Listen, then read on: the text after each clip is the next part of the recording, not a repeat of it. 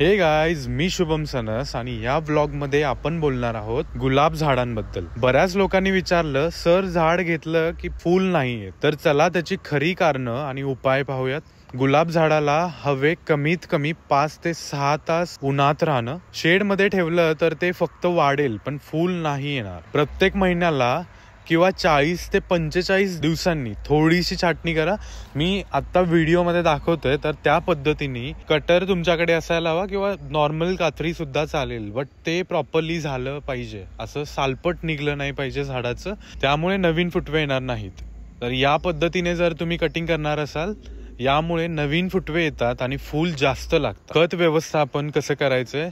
गुलाब झाडाला दर 15 ते 20 दिवसांनी खताची गरज असते। तर आपण यूज करतोय NPK। हे कोणतं कंपनीचं नाव नाहीये किंवा कोणत्या कंपनीची ब्रँडिंग नाहीये, हे खताचं प्रमाण असतं त्याच्यामध्ये, ठीक आहे।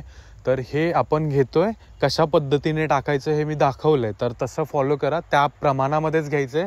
झाडाची उंची, वय, साईज जर जास्त असेल तर थोडं प्रमाण वाढवायचं, जेणेकरून झाडाची मुळाची ग्रोथ, झाडाची ग्रोथ, फळं आणि फुलं येण्यासाठी हे खत काम करतं। त्यामुळे आपण NPK घेतोय। ओव्हर वॉटरिंग टाळा, नुसते पाणी घालून फुल येणार नाहीत। हा जो मेन मिथ आहे, जे काही व्हायरल झालेला आहे की गुलाबाला फुलं येत नाहीत आम्ही घेऊन गेल्यानंतर, तर खूप साऱ्या नर्सरीज मध्ये वेगळे वेगळे पॅटर्न्स असतात। ती जी शेड्यूल्स असतात ते वेगळ्या वेगळ्या पद्धतीने फॉलो करतात, त्यामुळे त्यांच्याकडे फुलं दिसतात तुम्हाला, बट तुम्ही घरी आणल्यानंतर ती फुलं दिसत नाहीत, येतच नाहीत फुलं। तर अशा या 3-4 गोष्टी लक्षात ठेवल्या तर गुलाब झाड नक्की फुलेल। तुमच्या झाडाची स्थिती कशी आहे कमेंट करा, व्हिजिट करा अभिनव नर्सरीला।